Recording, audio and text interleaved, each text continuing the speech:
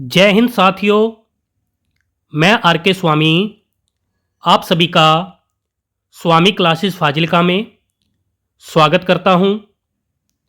साथियों, सबसे पहले आप सभी को मेरी और स्वामी क्लासेस फाजिल्का की ओर से नव वर्ष की हार्दिक शुभकामनाएं।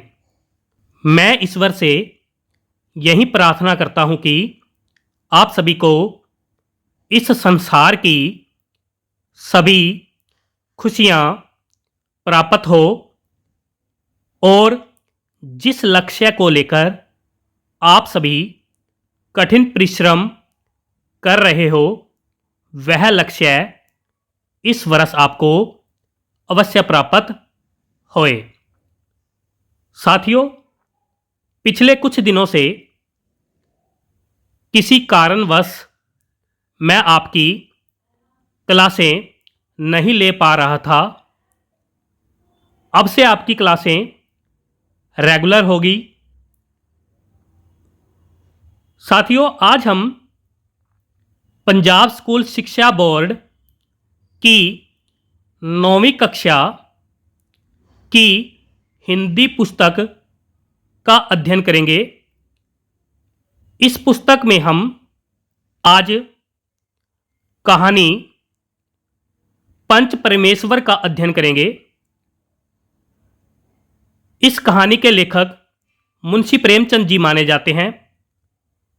साथियों, ये जो क्लास है बहुत ही महत्वपूर्ण होने वाली है और आज की इस क्लास में आपको बहुत कुछ नया सीखने को मिलेगा। इसलिए वीडियो के अंत तक जुड़े रहें और वीडियो को ज़्यादा से ज़्यादा शेयर करें और लाइक करें। साथियों, आप सभी के लिए एक नई सूचना है कि जल्द ही हम आपके लिए पंजाबी की क्लासें शुरू करने जा रहे हैं, जिसमें हम पंजाबी पेपर ए की तैयारी करेंगे। जैसे कि आप सभी को पता है कि पंजाब सरकार ने ज़्यादातर कंपटीशन एग्ज़ाम के लिए पंजाबी का पेपर ए लागू कर दिया है और इस पेपर में 50% नंबर लेने भी ज़रूरी है। इसलिए ज़्यादा से ज़्यादा नए साथियों को चैनल के साथ जोड़ें और परीक्षा की तैयारी करें। अगर आपने अभी तक हमारे चैनल को सब्सक्राइब नहीं किया है तो चैनल को सब्सक्राइब करें, बेल आइकन को अवश्य दबाएं ताकि आप तक नई क्लास का नोटिफिकेशन पहुंच सके। तो शुरू करते हैं आज की क्लास।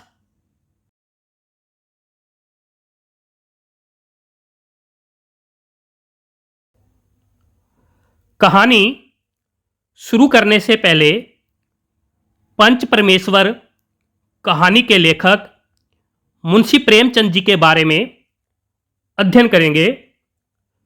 मुंशी प्रेमचंद जी का जन्म सन 1880 ईस्वी में वाराणसी के लम्ही गांव में हुआ था।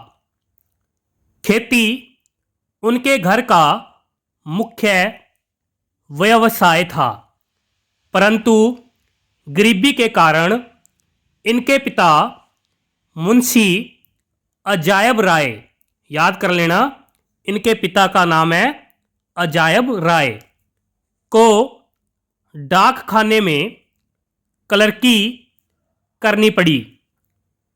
प्रेमचंद जी के जन्म के समय यद्यपि उनके पिता नौकरी कर रहे थे, परंतु मूलतः कृषक होने के कारण उनके घर का वातावरण एक किसान के घर के समान था।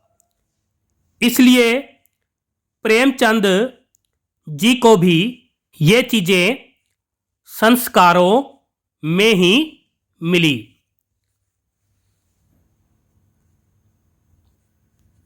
बचपन में ही प्रेमचंद जी की 2 बहनों और माता का देहांत हो गया। इन घटनाओं का प्रेमचंद पर गहरा असर हुआ।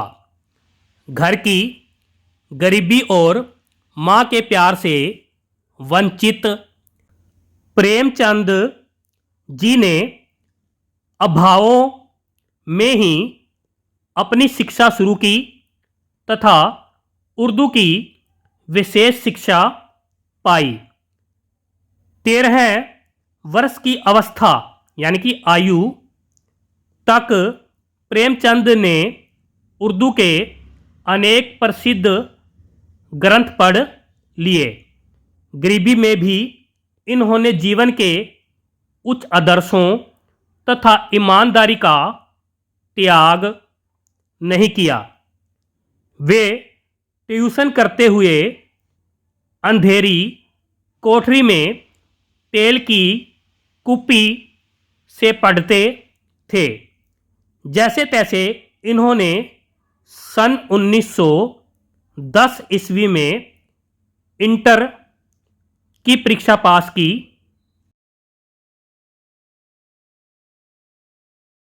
लेकिन परीक्षा पास करने से पहले ही 18 रुपये मासिक पर स्कूल में नौकरी कर ली थी। यानी कि मुंशी प्रेमचंद जी ने इंटर की परीक्षा पास करने से पहले ही 18 रुपये महीने पर स्कूल में नौकरी कर ली थी। गरीबी के कारण इन्हें अनेक बार महाजनों से उधार लेना पड़ा था। इसलिए इन्हें महाजनी व्यापार की इतनी समझ थी और इनके साहित्य में उसकी चर्चा बार बार होती थी। पिता ने इन्हें धनपत राय नाम दिया।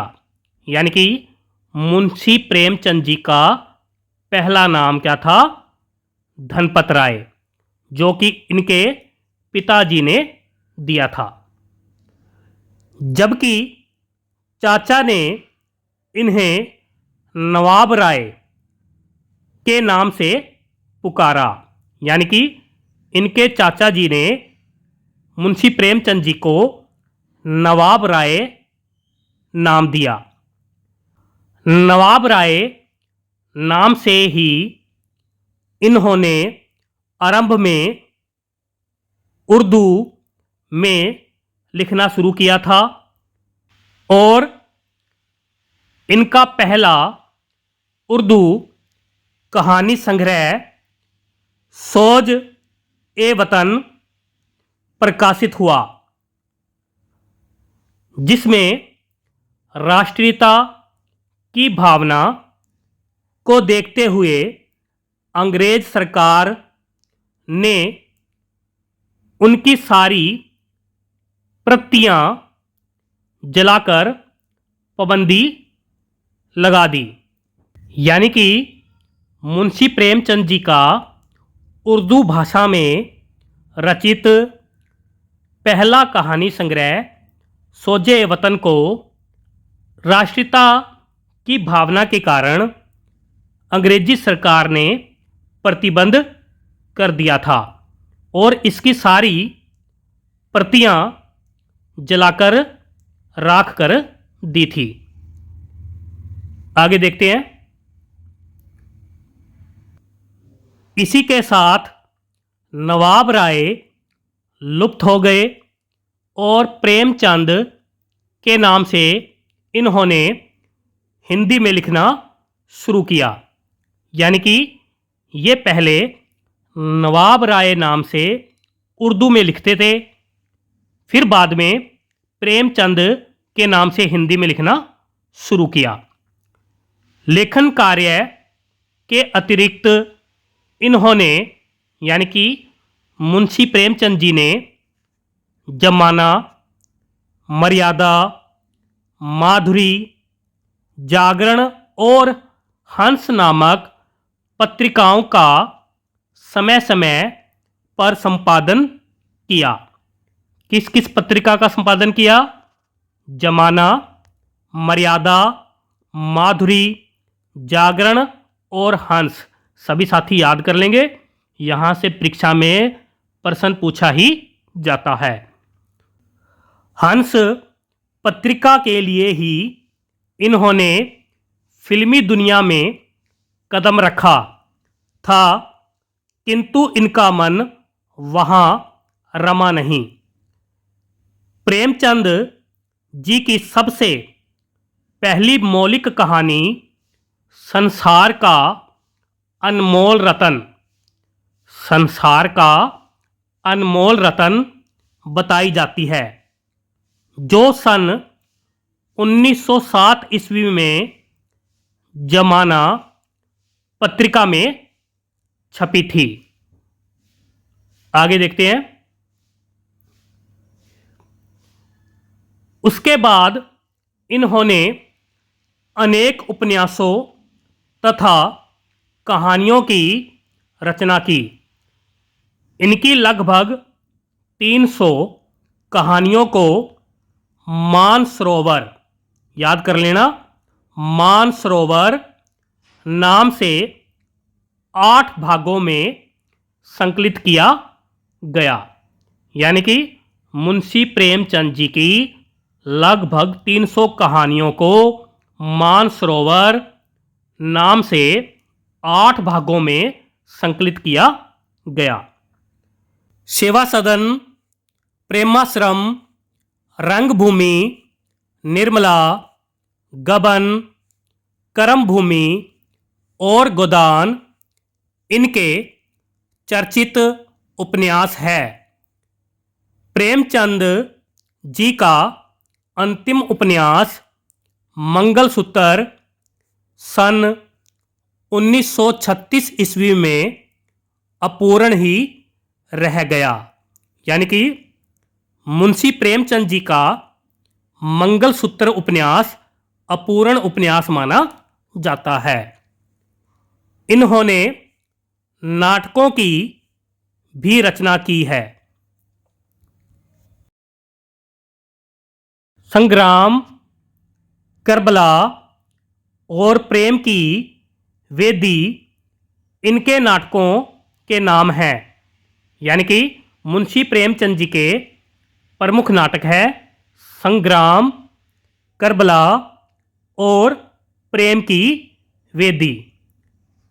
इनके आलोचनात्मक लेख हंस तथा जागरण पत्रिका की फाइलों में मिलते हैं।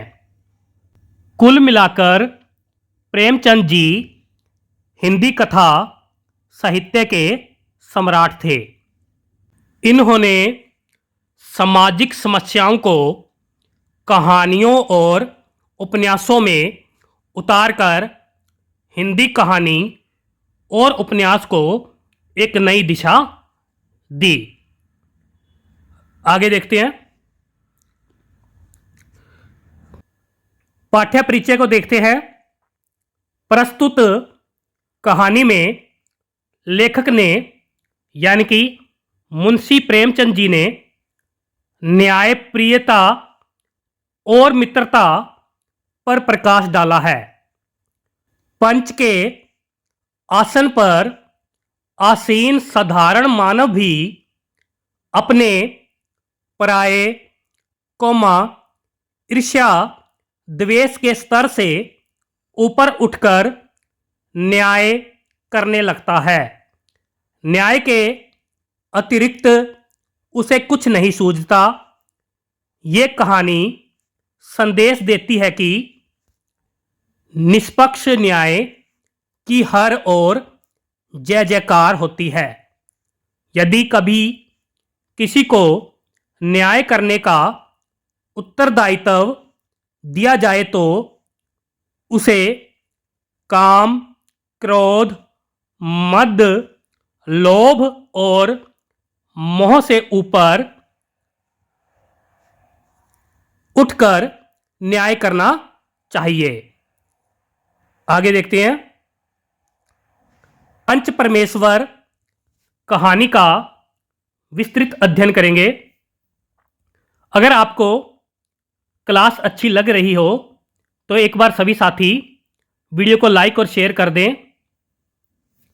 हाँ जी, रेगुलर क्लास होगी आपकी। पंच परमेश्वर कहानी पंजाब स्कूल शिक्षा बोर्ड की 9वीं कक्षा में शामिल है। तो शुरू करते हैं। जुम्मन शेख और अलगू चौधरी में गाढ़ी मित्रता थी, यानी कि पक्की मित्रता थी। सांझे में खेती होती थी, कुछ लेन देन में भी साझा था। एक को दूसरे पर अटल विश्वास था। जुम्मन जब हज करने गए थे तब अपना घर अलगू को सौंप गए थे और अलगू जब कभी बाहर जाते तो जुम्मन पर अपना घर छोड़ देते थे। उनमें न खान पान का व्यवहार था, न धर्म का नाता, केवल विचार मिलते थे। मित्रता का मूल मंत्र यही है, यानी कि इन दोनों के आपस में विचार मिलते थे। जुम्मन शेख की एक बूढ़ी खाला यानी कि मौसी थी। उनके पास कुछ थोड़ी सी मलकियत थी, परंतु मलकियत यानी संपत्ति, परंतु निकट संबंधियों में कोई न था। जुम्मन ने लंबे चौड़े वादे करके वह मलकियत यानी कि संपत्ति अपने नाम लिखवा ली। जब तक उसकी रजिस्ट्री यानी कि जमीन जायदाद बेचने खरीदने के लिए की जाने वाली कानूनी लिखा पढ़ी को क्या कहते हैं, रजिस्ट्री, न हुई थी, तब तक खाला जान का खूब आदर सत्कार किया गया। आगे देखते हैं। हलवे पुलाव की वर्षासी की गई, पर रजिस्ट्री की मोहर ने इन खातिरदारियों पर मुहर लगा दी। जुम्मन की पत्नी करीमन रोटियों के साथ कड़वी बातों के कुछ तेज तीखे सालन यानी कि साग आदि की मसालेदार तरकारी भी देने लगी। जुम्मन शेख भी निष्ठुर यानी कि कठोर हो गए। अब बिचारी खाला जान को प्राय नित्य ही ऐसी बातें सुननी पड़ती थी। बुढ़िया न जाने कब तक जिएगी। 2-3 बीघे उसर क्या दे दिया, उसर यानी बंजर, 2-3 बीघे बंजर भूमि क्या दे दी, मानो मोल ले लिया है। बघारी दाल यानी कि तड़के वाली दाल के बिना रोटियां नहीं उतरती।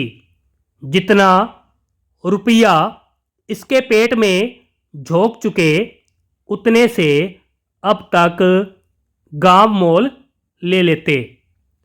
कुछ दिन खाला जान ने सुना और सहा, परंतु जब न सहा गया तब जुम्मन से शिकायत की।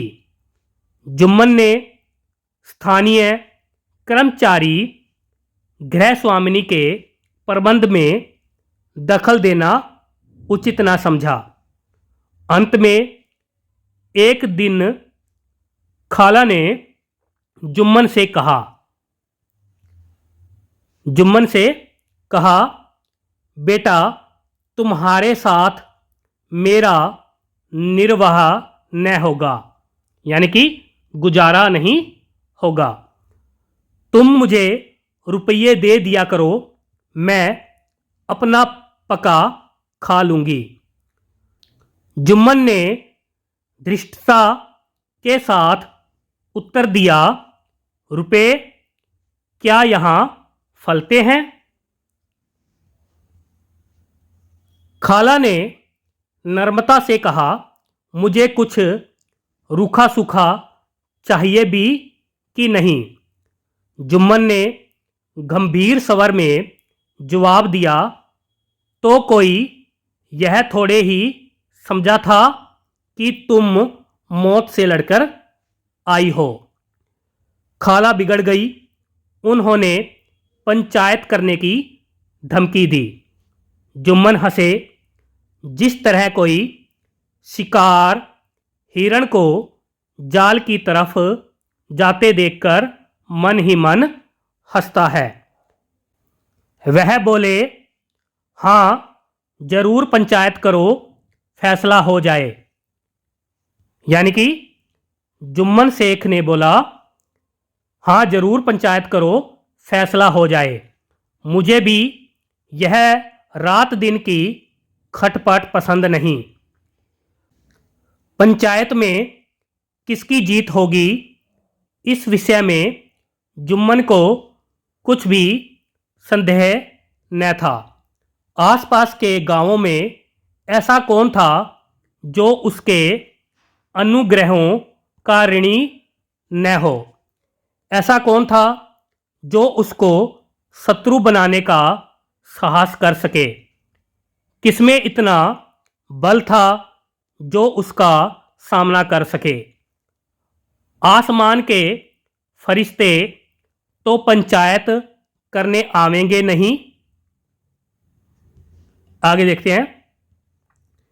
इसके बाद कई दिन तक बूढ़ी खाला हाथ में एक लकड़ी लिए आसपास के गांवों में दौड़ती रही। कमर झुककर कमान हो गई थी।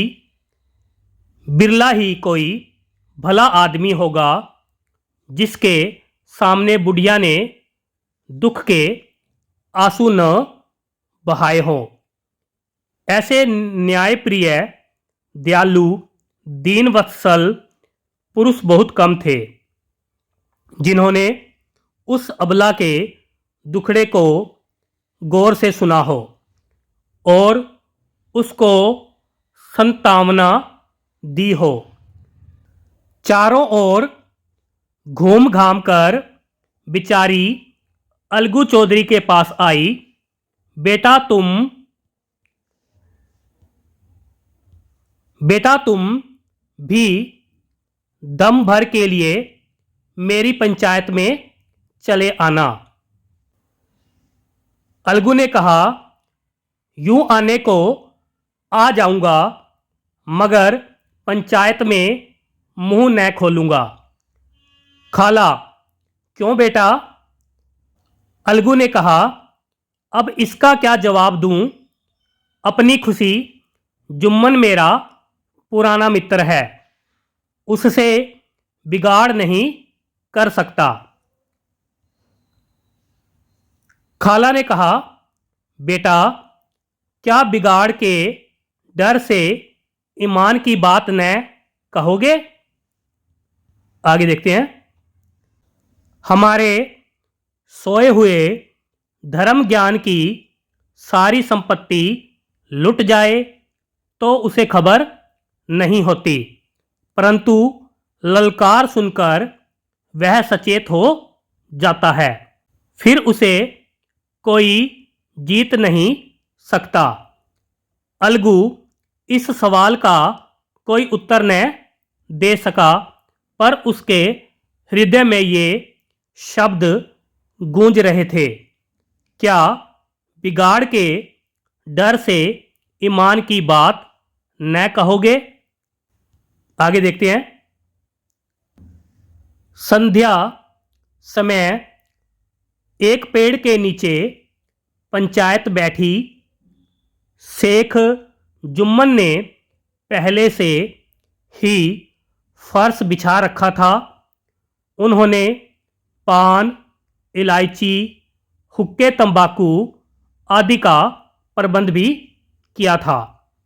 हाँ, स्वयं अलबत्ता अलगू चौधरी के साथ जरा दूर पर बैठे हुए थे।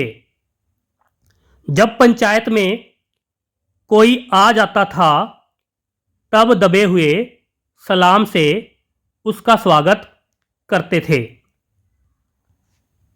आगे देखते हैं। पंच लोग बैठ गए तो बूढ़ी खाला ने उनसे विनती की, पंचो, आज 3 साल हुए मैंने अपनी सारी जायदाद अपने भांजे जुम्मन के नाम लिख दी थी। इसे आप लोग जानते ही होंगे। जुम्मन ने मुझे ताहयात यानी कि जीवन भर रोटी कपड़ा देना कबूल किया। साल भर तो मैंने इसके साथ रो धोकर काटा, पर अब रात दिन का रोना नहीं सहा जाता। मुझे न पेट की रोटी मिलती है न तन का कपड़ा। बेकस बेवा हूँ यानी कि विधवा हूँ, कचहरी दरबार नहीं कर सकती। तुम्हारे सिवा और किससे अपना दुख सुनाऊं? तुम लोग जो राह निकाल दो उसी राह पर चलूं। मैं पंचों का हुक्म सिर माथे पर चढ़ाऊंगी। आगे देखते हैं। रामधन मिस्र, जिसके कई असामियों को जुम्मन ने अपने गांव में बसा लिया था, बोले, जुम्मन मियाँ, किसे पंच बदते हो यानी कि किसे पंच बनाते हो? अभी से इसका निपटारा कर लो, फिर जो कुछ पंच कहेंगे वही मानना पड़ेगा। जुम्मन को इस समय सदस्यों में विशेषकर वे ही लोग दिख पड़े जिनसे किसी न किसी कारण उनका वैमनस्य यानी कि वैर विरोध था। जुम्मन बोले, पंचों का हुक्म अल्लाह का हुक्म है। खाला जान जिसे चाहे उसे पंच बनाए। आगे देखते हैं। खाला ने चिल्लाकर कहा, अरे अल्लाह के बंदे, पंचों का नाम क्यों नहीं बता देता? कुछ मुझे भी तो मालूम हो। जुम्मन ने क्रोध से कहा, अब इस वक्त मेरा मुंह न खुलवाओ, तुम जिसे चाहे पंच बना लो। खाला जान जुम्मन के आरोपों को समझ गई। वह बोली, बेटा, खुदा से डरो। पंच न किसी के दोस्त होते हैं न किसी के दुश्मन। आगे देखते हैं। कैसी बात कहते हो, और तुम्हारा किसी पर विश्वास न हो तो जाने दो। अलगू चौधरी को तो मानते हो, लो मैं उन्हीं को सरपंच बनाती हूँ। जुम्मन शेख आनंद से फूल उठे, परंतु भावों को छिपाकर बोले, अलगू ही सही, मेरे लिए जैसे राम धन वैसे अलगू। आगे देखते हैं। अलगू इस झमेले में फंसना नहीं चाहते थे। वे कन्नी काटने लगे। बोले, खाला, तुम जानती हो कि मेरी जुम्मन से गाढ़ी दोस्ती है, यानी कि पक्की मित्रता है। आगे देखते हैं। खाला ने गंभीर स्वर में कहा, बेटा, दोस्ती के लिए कोई अपना ईमान नहीं बेचता। पंचों के दिल में खुदा बसता है। पंचों के मुंह से जो बात निकलती है वह खुदा की तरफ से निकलती है। अलगू चौधरी सरपंच हुए। रामधन मिसर और जुम्मन के दूसरे विरोधियों ने बुढ़िया को मन में बहुत कोसा। आगे देखते हैं। अलगू चौधरी बोले, शेख जुम्मन, हम और तुम पुराने दोस्त हैं। जब काम पड़ा तुमने हमारी मदद की है और हमसे भी जो कुछ बन पड़ा तुम्हारी सेवा करते रहे हैं। मगर इस वक्त तुम और बूढ़ी खाला दोनों हमारी निगाह में बराबर हो। तुमको पंचों से जो कुछ अर्ज करनी हो करो, यानी कि पंचों से तुम्हें जो कुछ कहना है वह कहो। आगे देखते हैं। जुम्मन को पूरा विश्वास था कि अब बाजी मेरी है। अलगू यह सब दिखावे की बातें कर रहा है। अंतैव शांत चित्त होकर बोले, पंचों, 3 साल हुए खाला जान ने अपनी जायदाद मेरे नाम लिख दी थी। मैंने उन्हें ताहयात यानी कि जीवन भर खाना कपड़ा देना कबूल किया था। खुदा गवाह है, आज तक मैंने खाला जान को कोई तकलीफ़ नहीं दी। मैं उन्हें अपनी माँ के समान समझता हूँ। उनकी खिदमत करना मेरा फ़र्ज है। मगर औरतों में ज़रा अनबन रहती है, इसमें मेरा क्या बस है। खाला जान मुझसे माहवार यानी कि महीने भर का खर्च अलग से मांगती है। आगे देखते हैं। जायदाद जितनी है वह पंचों से छिपी नहीं। उससे इतना मुनाफा नहीं होता कि माहवार यानी कि महीने भर का खर्च दे सकूं। अलगू चौधरी को हमेशा कचहरी से काम पड़ता था। अंततः वह पूरा कानूनी आदमी था। उसने जुम्मन से जिरह यानी कि बहस शुरू की। एक एक प्रश्न जुम्मन के हृदय पर हथौड़े की चोट की तरह पड़ता था। रामधन मिस्र इन प्रश्नों पर मुग्ध हुए जाते थे। जुम्मन चकित थे कि अलगू को हो क्या गया है। आगे देखते हैं। अभी यह अलगू मेरे साथ बैठा हुआ कैसी कैसी बातें कर रहा था। इतनी ही देर में ऐसा कायापलट हो गया कि मेरी जड़ खोदने पर तुला हुआ है। न मालूम कब की कसर यह निकाल रहा है।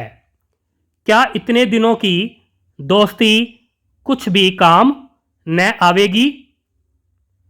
आगे देखते हैं। जुम्मन शेख तो इसी संकल्प विकल्प में पड़े हुए थे कि इतने में अलगू ने फैसला सुनाया। जुम्मन शेख पंचों ने इस मामले पर विचार किया। उन्हें नीति संगत मालूम होता है कि खाला जान को माहवार यानी कि महीने भर का खर्च दिया जाए। हमारा विचार है कि खाला जान की जायदाद से इतना मुनाफा अवश्य होता है कि माहवार खर्च दिया जा सके। बस यही हमारा फैसला है। अगर जुम्मन को खर्च देना मंजूर न हो तो संपत्ति की वह रजिस्ट्री रद्द समझी जाए। यह फैसला सुनते ही जुम्मन सन्नाटे में आ गए, मगर रामधन मिश्र और अन्य पंच अलगू चौधरी की इस नीति परायणता की प्रशंसा जी खोलकर कर रहे थे। वे कहते थे, इसका नाम पंचायत है, दूध का दूध और पानी का पानी कर दिया। दोस्ती दोस्ती की जगह है, किंतु धर्म का पालन करना मुख्य है। ऐसे ही सत्यवादियों के बल पर पृथ्वी ठहरी है, नहीं तो वह कब की रस्सातल में चली जाती। आगे देखते हैं। इस फैसले ने अलगू और जुम्मन की दोस्ती की जड़ हिला दी। अब वे साथ साथ बातें करते नहीं दिखाई देते। इतना पुराना मित्रता रूपी वृक्ष सत्य का एक झोंका भी न सह सका। सचमुच वह बालू की ही जमीन पर खड़ा था। उनमें अब शिष्टाचार का अधिक व्यवहार होने लगा। एक दूसरे की आव भगत ज़्यादा करने लगे। वे मिलते जुलते थे, मगर उसी तरह जैसे तलवार से ढाल मिलती है। आगे देखते हैं। जुम्मन के चित्त में मित्र की कुटिलता आठों पहर खटा करती थी। उसे हर घड़ी यही चिंता रहती थी कि किसी तरह बदला लेने का अवसर मिले। अच्छे कामों की सिद्धि में बड़ी देर लगती है, परंतु बुरे कामों की सिद्धि में यह बात नहीं होती। जुम्मन को भी बदला लेने का अवसर जल्द ही मिल गया। पिछले साल अलगू चौधरी बटेसर से बैलों की एक बहुत अच्छी जोड़ी मोल लाए थे। बैल पछाई जाति के सुंदर बड़े बड़े सींगों वाले थे। महीनों तक आसपास के गांव के लोग उनके दर्शन करते रहे।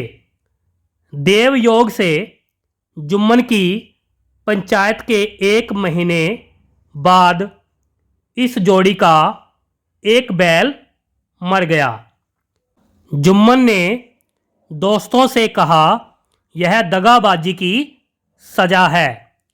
इंसान सबर भले ही कर जाए, पर खुदा नेक बंद सब देखता है। आगे देखते हैं।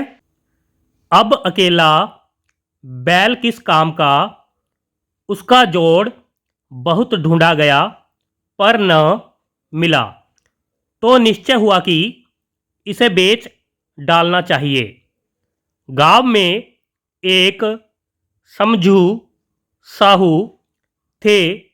वे इक्का गाड़ी यानी कि एक बैल की गाड़ी हाँकते थे यानी कि चलाते थे। गांव से गुड़ घी लाद कर मंडी ले जाते। मंडी से तेल नमक भर लाते और गांव में बेचते। इस बैल पर उनका मन लहराया। उन्होंने सोचा, यह बैल हाथ लगे तो दिन भर में बेखटके 3 खेप हो। खेप का अर्थ है एक फेरा या फिर एक बार में ढोया जाने वाला बोझ। आजकल तो एक ही खेप में लाले पड़ रहे हैं। बैल देखा, गाड़ी में दौड़ाया, मोल तोल किया और उसे लाकर द्वार यानी कि दरवाजे पर बांध ही दिया। 1 महीने में दाम चुकाने का वादा ठहरा। चौधरी को भी गर्ज थी ही, घाटे की परवाह न की। समझू साहू ने नया बैल पाया तो लगे उसे रंगेदने यानी कि दौड़ाने।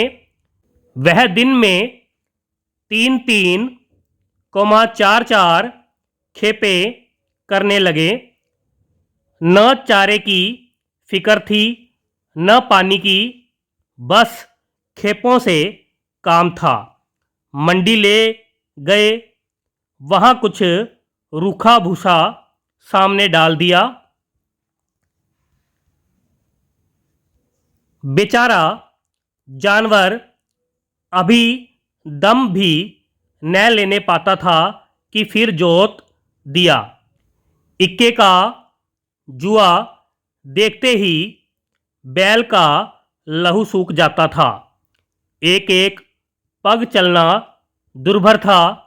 हड्डियाँ निकल आई थी, परंतु था वह पानीदार मार की बर्दाश्त न थी। एक दिन चौथी खेप में साहू जी ने दूना यानी कि दुगना बोझा लादा। दिन भर का थका जानवर पैर न उठते थे। कोड़े खाकर कुछ दूर दौड़ा, धरती पर गिर पड़ा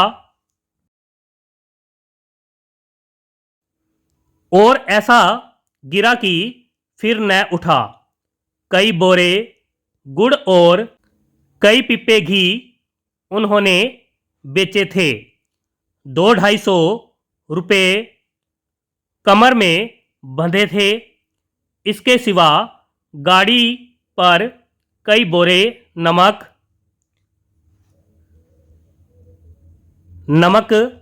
के थे। अतएव छोड़कर जा भी न सकते थे। लाचार बेचारे गाड़ी पर लेट गए।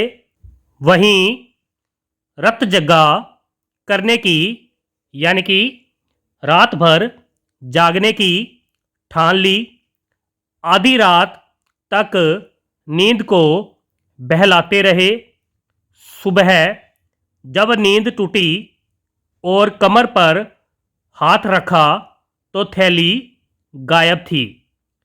घबराकर इधर उधर देखा तो कई कनस्तर तेल भी नदारद थे। प्रातःकाल रोते बिलखते घर पहुँचे। सहुआइन ने जब यह बुरी सुनावनी सुनी तब पहले तो रोई, फिर अलगू चौधरी को गालियाँ देने लगी। निगोड़े ने ऐसी कुलच्छनी बैल दिया कि जन्म भर की कमाई लुट गई। इस घटना को हुए कई महीने बीत गए। अलगू जब अपने बैलों के दाम मांगते तब साहू और सहुआइन दोनों ही झल्ला उठते। चौधरी के अशुभ चिंतकों की कमी न थी। ऐसे अवसरों पर वे भी एकत्र होते आते और साहू जी के बराने की पुष्टि करते। 150 रुपये से इस तरह हाथ धो लेना अलगू चौधरी के लिए आसान न था। एक बार वे भी गर्म पड़े। साहू जी बिगड़कर लाठी ढूंढने घर चले गए। अब सहुआइन ने मैदान लिया। प्रश्नोत्तर होते होते हाथापाई की नौबत आ पहुंची। सहुआइन ने घर में घुसकर किवाड़ बंद कर लिए। शोरगुल सुनकर गांव के भले मानस जमा हो गए। उन्होंने दोनों को समझाया।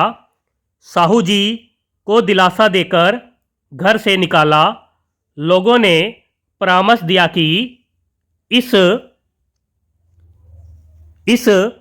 तरह से काम न चलेगा।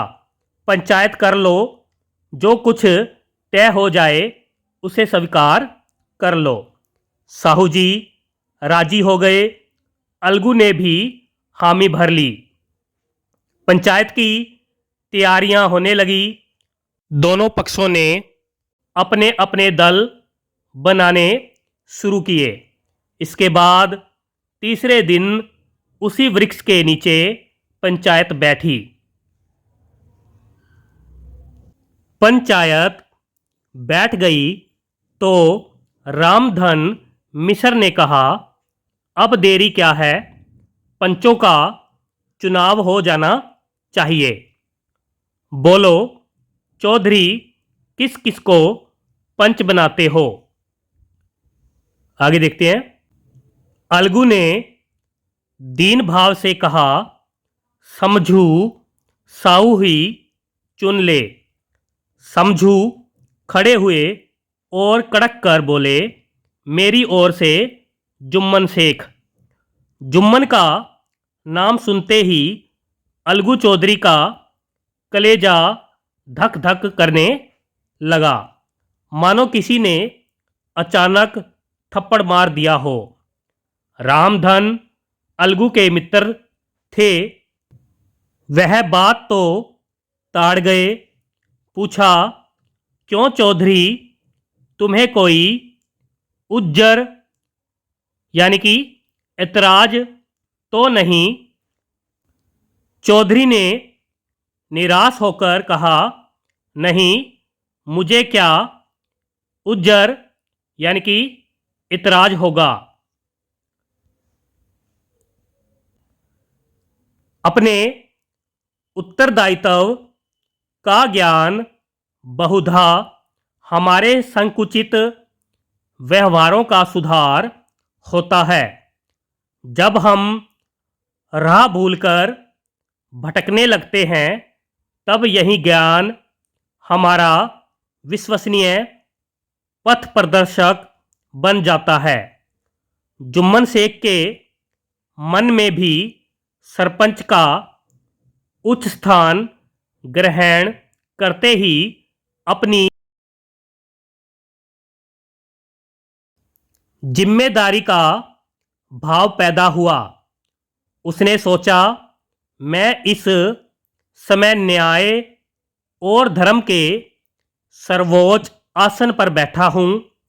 मेरे मुंह से इस समय जो कुछ निकलेगा वह देववाणी के सदृश है और देववाणी में मेरे बुरे विचारों का कदापि समावेश न होना चाहिए। मुझे सत्य से जो भर भी टलना उचित नहीं। पंचों ने दोनों पक्षों से सवाल जवाब करने शुरू किए। बहुत देर तक दोनों दल अपने अपने पक्ष का समर्थन करते रहे। यह तो सब जानते ही थे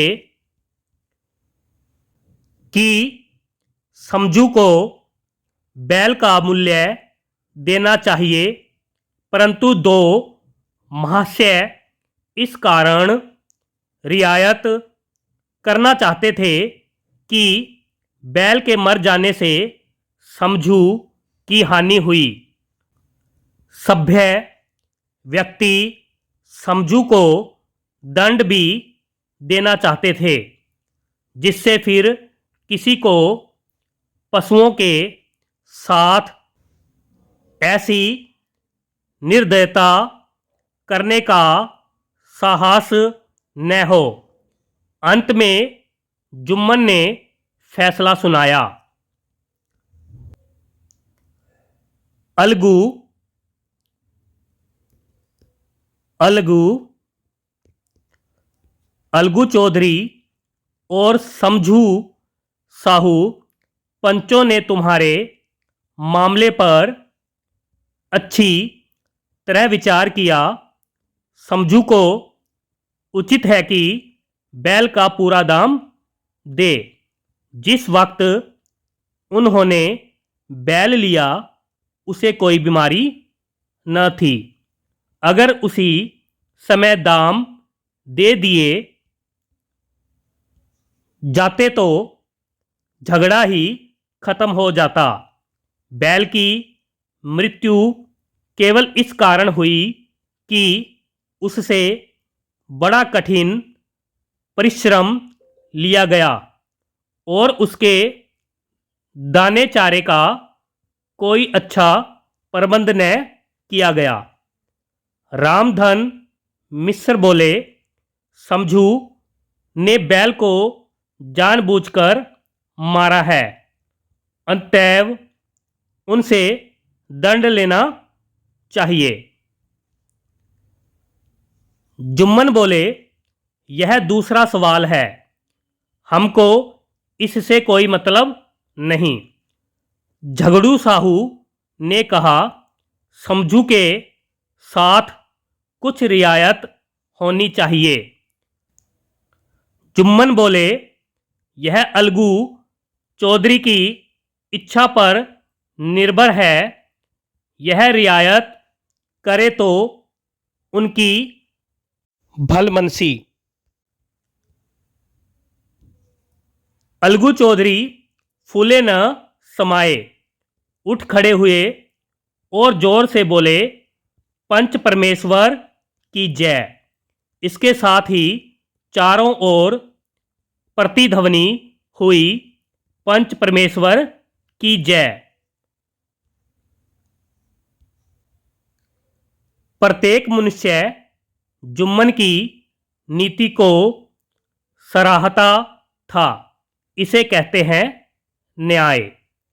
यह मनुष्य का काम नहीं, पंच में परमेश्वर वास करते हैं। यह उन्हीं की महिमा है।